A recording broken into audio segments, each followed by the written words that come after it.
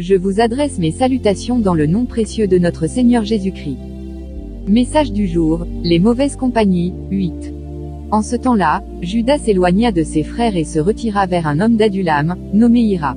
Là, Judas vit la fille d'un Cananéen, nommé Shua, il la prit pour femme, et alla vers elle. Genèse 38, 1-2. Bien-aimé, aujourd'hui l'Esprit du Seigneur te crie une vérité que beaucoup négligent. Un détour de quelques pas en dehors de la volonté de Dieu peut te faire plonger dans des années de confusion, de honte et de stagnation. Et souvent, ce détour commence par la mauvaise compagnie. Judas, fils de Jacob, membre du peuple de l'Alliance, a quitté ses frères, s'est rapproché de Hira, un homme païen, puis a épousé une Cananéenne. Et à partir de là, sa vie commence à s'effondrer spirituellement. Les mauvaises compagnies commencent par un éloignement silencieux. Judas s'éloigna de ses frères, verset 1, avant même de tomber dans le péché, Judas a rompu la communion. Il s'est détaché de ses frères, de sa couverture spirituelle, de sa lignée. C'est toujours le même schéma. Le diable isole pour mieux frapper.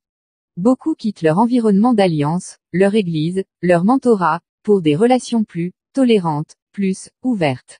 Et ils se perdent peu à peu. La mauvaise compagnie commence souvent par une séparation d'avec la bonne. 2. Les mauvaises compagnies te font entrer dans des alliances destructrices. Il vit la fille d'un Cananéen. Il l'a pris pour femme, verset 2, Judas a fait ce que Dieu avait expressément interdit, s'unir avec des Cananéens qui servaient des idoles. Et les conséquences furent immédiates, ses deux premiers fils, et Onan, moururent prématurément, versets 7 et 10. Pourquoi? Parce que les alliances païennes produisent des fruits corrompus. Les mauvaises relations affectent ta postérité. Elles détruisent ce que Dieu veut établir à travers toi. Tu ne peux pas bâtir un avenir spirituellement stable avec une base relationnelle compromise. 3. Les mauvaises compagnies te plongent dans la confusion morale. Judas prit Tamar pour une prostituée, car elle avait couvert son visage. Verset 15, regarde jusqu'où Judas est tombé. Il couche avec celle qu'il croit être une prostituée. Il ne reconnaît même pas sa belle-fille. Il nie sa responsabilité, jusqu'à ce que Dieu l'expose.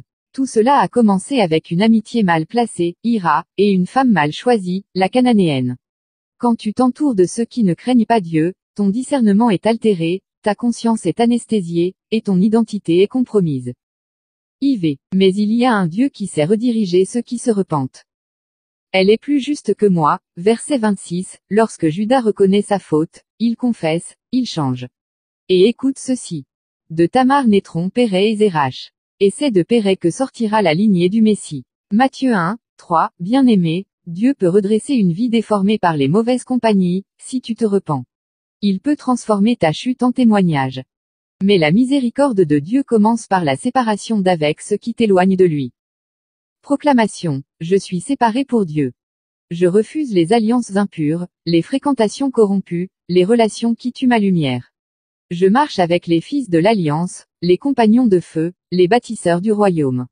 Et même si j'ai chuté, Dieu me relève, pour sa gloire, au nom de Jésus. Je vous souhaite une agréable journée sous le regard bienveillant de notre Seigneur Jésus-Christ. Prophète Mamadou Sekongo.